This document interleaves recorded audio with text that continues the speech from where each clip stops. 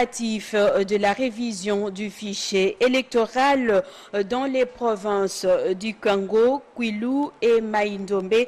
À cette occasion, le président de la Commission électorale nationale indépendante, Corneille Nangaa, a sensibilisé les élus de ces partis du pays pour qu'ils apportent les nouvelles au niveau de leurs bases respectives pour la réussite de ces processus. Karine Boubongoki pour les reportages.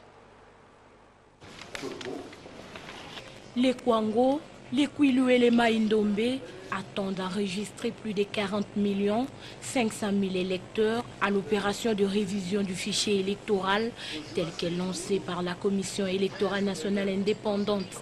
À cette occasion, Corneille Nangaa, président de cette institution, a sensibilisé les élus de ces trois provinces de Grand Bandundu pour la réussite de ces processus. Il était question d'informer du lancement préparatif de l'opération du partage humanitaire dans cette zone.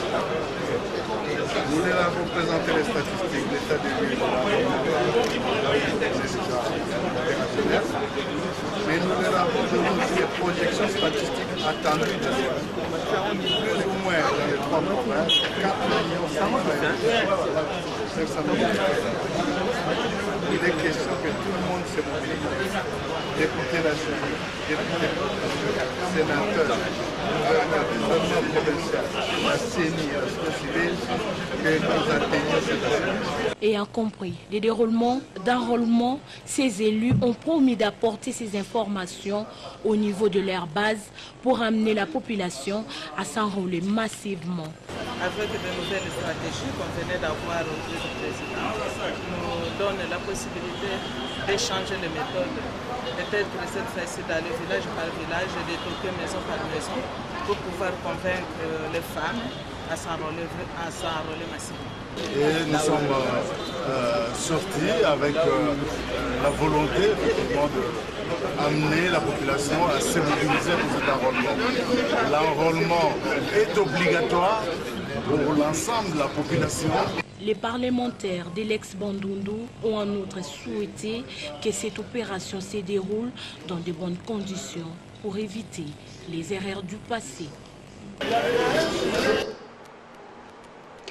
11 500 générateurs de 40 pieds de marque Tiger Standard Panorama pour l'opération de la révision du fichier électoral ont été inspectés par le bureau de la CENI aux entrepôts du port de Mombasa au Kenya. Le rapporteur de la Commission électorale nationale indépendante a signifié que ces générateurs sont directement acheminés vers les provinces du Grand Kassai, Grand Bandundu, Bazuele, Otuele et les autres. Et encore une fois, Karine Boubongoki.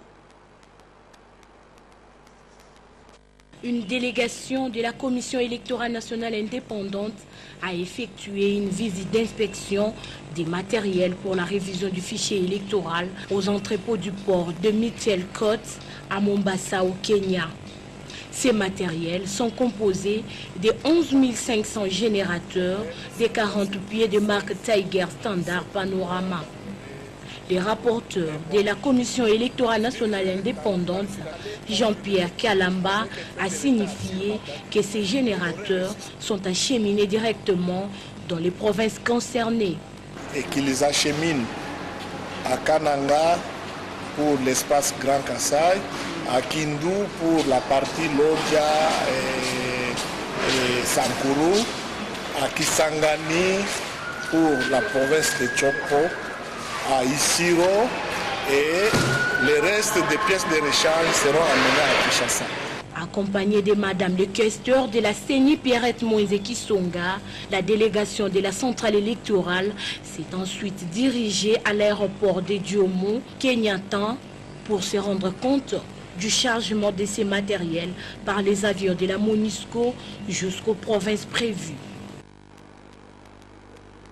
Les violons semblent s'accorder entre l'hôtel de ville de Kinshasa et la famille biologique de l'opposant historique Étienne Tshisekedi, décédé depuis le 1er février à Bruxelles. Un espace a été trouvé à l'entrée de l'ancien cimetière de la Gombe et un arrêté a été signé pour enterrer les sphinx de l'UMTSI.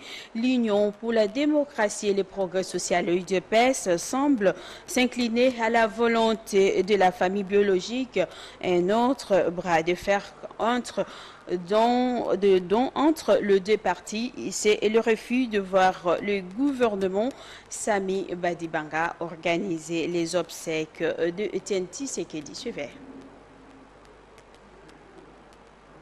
Après l'annonce lundi de la décision du gouverneur de la ville, André Kimbuta, choisissant le cimetière de la Gombe, en plein centre de la capitale congolaise, comme lieu d'inhumation de la dépouille mortelle de l'opposant Étienne Tshisekedi, contrairement à ce qu'avait demandé son parti, l'UDPS prend acte de l'arrêté de Kimbuta, mais refuse l'organisation des obsèques par le gouvernement Badibanga. Le porte-parole de l'UDPS, Augustin Kabouya, a dit ne pas maîtriser l'explication que le gouverneur donne à ce choix par rapport aux propositions lui faites par la famille politique de l'opposant historique.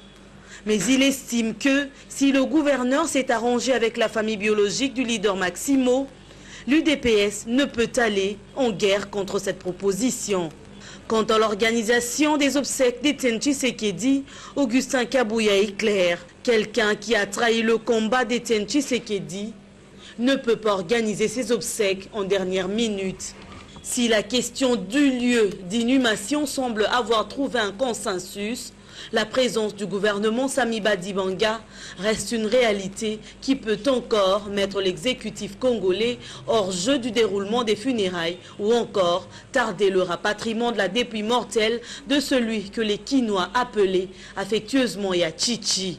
Le cimetière de la Gombe, qui est officiellement fermé, les travaux du mausolée qui sera érigé ne doivent pas susciter des réactions négatives. Déjà, certaines familles sont montées au créneau pour dénoncer que cette construction du mausolée fera ombrage au sépulcre de leurs membres de famille. Il ne faudrait pas que le sphinx de Limete, qui a été un problème de son vivant pour certains acteurs politiques, le soit pour les morts après son enterrement, ont-elles pensé?